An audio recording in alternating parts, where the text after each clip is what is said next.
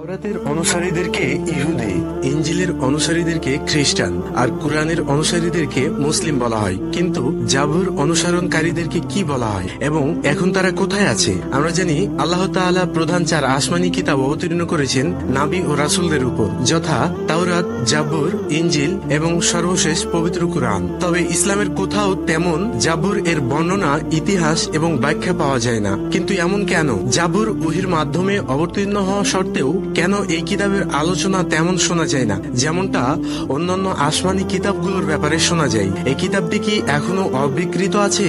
এই কিতাবে কি লেখা ছিল এবং কোন কোন বিষয়ে আলোচনা করা হয়েছিল? প্রিয় দর্শক, ধৈর্য ধরে সম্পূর্ণ ভিডিওটি দেখতে থাকুন। আশা করি আরো অনেক প্রশ্নের উত্তর পেয়ে যাবেন ইনশাআল্লাহ। জাবুর হযরত দাউদ আলাইহিস সালামের উপর নাজিলকৃত কিতাব। জাবুর সম্পর্কে জানার আগে এই কিতাবটির অবতীর্ণ হওয়ার সময়কাল, প্রেক্ষাপট ও তার প্রয়োজনীয়তা সম্পর্কে জানা দরকার। মিশরের ফেরাউনের কাছে 400 বছর গোলামি করতে থাকা বানি ইসরাইলকে মুক্তি দিতে তাদের মাঝে আল্লাহ তাআলা হযরত মুসা আলাইহিস সালামকে প্রেরণ করেন, যার উপর তাওরাত কিতাব অবতীর্ণ করা হয়। হযরত মুসা আলাইহিস সালাম বানি ইসরাইলদেরকে মিশর থেকে বের করে এক বিস্তৃত মরুভূমি পাড়ি দিয়ে ফিলিস্তিনে নিয়ে যান, যার বিস্তারিত বর্ণনা পবিত্র কুরআনে পাওয়া যায়। লম্বা পথ পাড়ি দেওয়ার সময় মরুভূমির মাঝে তুর পাহাড়ের উপর তাওরাত কিতাব নাজিল করা হয়। মরুভূমিতে অবস্থানরত প্রায় 10 লক্ষ ইহুদিদেরকে মান্না সালোয়া অর্থাৎ আসমানি খাবার দেওয়া হয়। রৌদ্রের তাপমাত্রা থেকে তাদেরকে রক্ষা করতে আকাশকে মেঘমালা দিয়ে ঢেকে রাখা হয় আর পাহাড় থেকে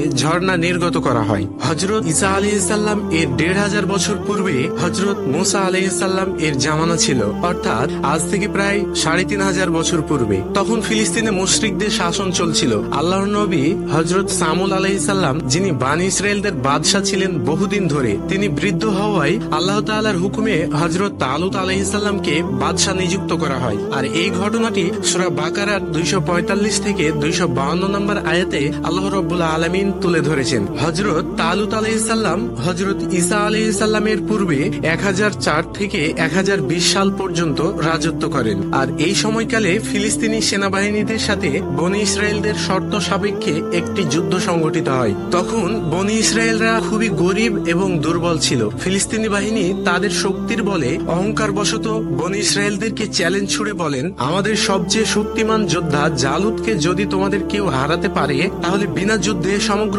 ফিলিস্তিন তোমাদের হাতে তুলে দেওয়া হবে। তখন তালুত আলাইহিস সালাম ঘোষণা করেন, আমাদের মাঝে যদি কেউ জালুতকে হারাতে পারে, তাহলে আমি তার সাথে আমার মেয়ের বিয়ে দেব এবং সেই হবে আমাদের ভবিষ্যৎ বাদশা। তখন হযরত দাউদ আলাইহিস সালাম, যিনি সেই সময় ছাগল চড়াতেন, তিনি সামনে এসে একটি মাত্র আঘাতে জালুতকে হত্যা করেন। অতঃপর কথা মতো ফিলিস্তিন বনি ইসরাইলদের কাছে হস্তান্তর করা হয়। পরাজিত ফিলিস্তিনি বাহিনীর কাছ থেকে তাবুতে সাকিনা নিয়ে নেওয়া হয়, যার মধ্যে হযরত মুসা আলাইহিস সালাম এবং হারুন আলাইহিস সালাম এর তাবারকাত ছিল। হযরত তালুত আলাইহিস সালাম এর মৃত্যুর পর দাউদ আলাইহিস সালাম বাদশা নির্বাচিত হন এবং বাইতুল মুকাদ্দাসে নিজের পার্লামেন্ট গঠন করেন, যার নাম ছিল হিব্রুন। তখন পর্যন্ত আল্লাহ তাআলার হুকুম, আহকাম, শরীয়ত তাওরাতের বিধান অনুযায়ী ছিল। অতঃপর প্রথমবারের মতো হযরত দাউদ আলাইহিস সালাম বনি ইসরাইলদের জন্য ইবাদতখানা তৈরি করা শুরু করেন। ইতিপূর্বে ইহুদিদের ইবাদতখানা সম্পর্কে তেমন কোনো ধারণা ছিল না। সেখানে তাবুতে সাকিনাকেও নিয়ে এসে রাখা হয়। সেই ইবাদতখানা হযরত দাউদ আলাইহিস সালাম এর জামানায় সম্পন্ন হয়নি, তবে তার পুত্র সুলাইমান আলাইহিস সালাম এটিকে সম্পন্ন করেন। তাই সেটাকে হেকেলে সুলাইমানি নামে ডাকা হয়। যেহেতু বানি ইসরাইলদের কাছে সেই সময় তাওরাতের বিধান বা শরীয়ত ছিল, ইবাদতের দিক নির্দেশনাও ছিল, তাই হযরত দাউদ আলাইহিস সালাম এর উপর নাজিলকৃত কিতাব জাবুর, যার অর্থ টুকরা বা অংশ, সেটি দ্বারা নতুন কোনো শরীয়ত প্রণয়ন করা হয়নি। জাবুর কোনো শরীয় কিতাব ছিল না, মূলত সেটি ছিল আল্লাহর প্রশংসা, হামদ ও সানায় পরিপূর্ণ। আল্লাহ তাআলা হযরত দাউদ আলাইহিস সালামকে লোহা গলানোর শক্তি, অসাধারণ সুমধুর কণ্ঠ সহ আকর্ষণীয় বয়ান করার ক্ষমতা দান করেছিলেন, যা আজ পর্যন্ত পৃথিবীর কাউকে দান করা হয়নি। জাবুরে শুধু আল্লাহ তাআলার প্রশংসা, তার বড়ত্ব, তার মহত্ব বর্ণিত ছিল। তাতে কোনো জীবন চালানোর বিধিবিধান, ইতিহাস কিংবা কোনো ভবিষ্যৎ বাণী ছিল না, অর্থাৎ জাবুর কোনো শরীয়তি কিতাব ছিল না। এই কিতাব নাজিল করার পর বনি ইসরাইলদেরকে প্রকৃতপক্ষে আল্লাহর গুণগান ও প্রশংসা পাঠ করা শেখানো হয়েছিল। হযরত দাউদ আলাইহিস সালাম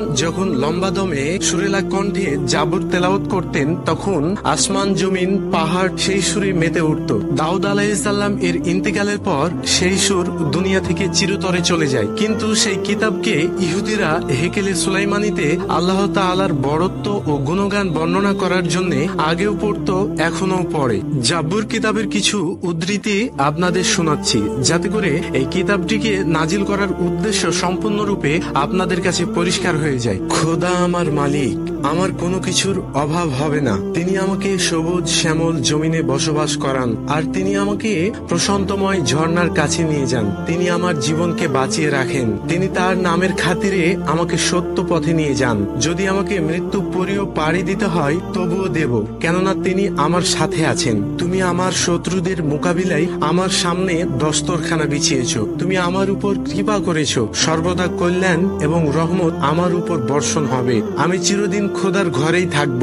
এভাবে সম্পূর্ণ জাব্বুর আল্লাহ তাআলার গুণগানে পরিপূর্ণ। তাই এই কিতাবকে শরীয়ত হিসেবে অনুসরণকারী কোনো ব্যক্তি পৃথিবীতে বেঁচে নেই, আর এটা ধর্মীয় বিধান প্রণয়নকারী কোনো আসমানি কিতাবও ছিল না। আল্লাহ তাআলার গুণগান করা তো প্রায় প্রত্যেক আহলে কিতাবী লোকদের কমন ইবাদত, যাতে কারো দ্বিমত নেই। হযরত দাউদ আলাইহিস সালাম ও সুলাইমান আলাইহিস সালাম এর মৃত্যুর পর বনী ইসরায়েলরা জাদুটোনা, সুদখোরি, অত্যাচার ও পাপাচারে লিপ্ত হয়। যখন তারা তাওরাতকে অর্থ ও নিজের স্বার্থের বিনিময়ে বিকৃত করে ফেলে, তখন আল্লাহ তাআলা তাদেরকে সঠিক পথ দেখানোর জন্য তাদের মাঝে একজন নবী অর্থাৎ হযরত ঈসা আলাইহিস সালামকে প্রেরণ করেন, যার শরীয়ত তাওরাত ছিল।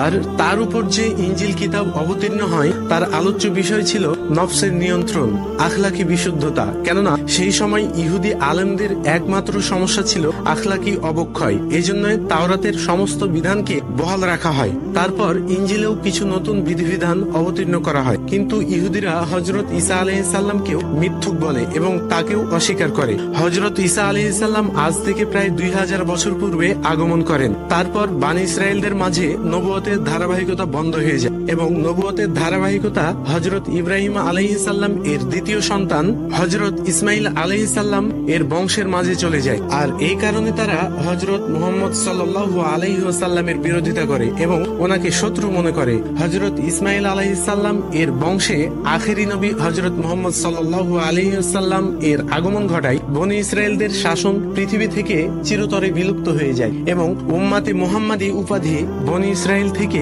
বনী ইসমাইলে চলে যায়। আর আপনারা জেনে অবাক হবেন যে ইহুদিরা আল্লাহর ফায়সালার উপরেও অভিযোগ তুলে। প্রিয় দর্শক, আশা করছি আজকের ভিডিওটি থেকে অনেক কিছু জানতে পেরেছেন এবং ভিডিওটি আপনাদের অনেক পছন্দ হয়েছে। যদি ভিডিওটি আপনাদের অনেক পছন্দ হয়ে থাকে তাহলে ভিডিওটিতে লাইক দিন, কমেন্ট করুন, শেয়ার করে অন্যদের দেখার সুযোগ করে দিন। আবারও আসবো নতুন কোনো ভিডিও নিয়ে। ততক্ষণ পর্যন্ত ভালো থাকুন, সুস্থ থাকুন।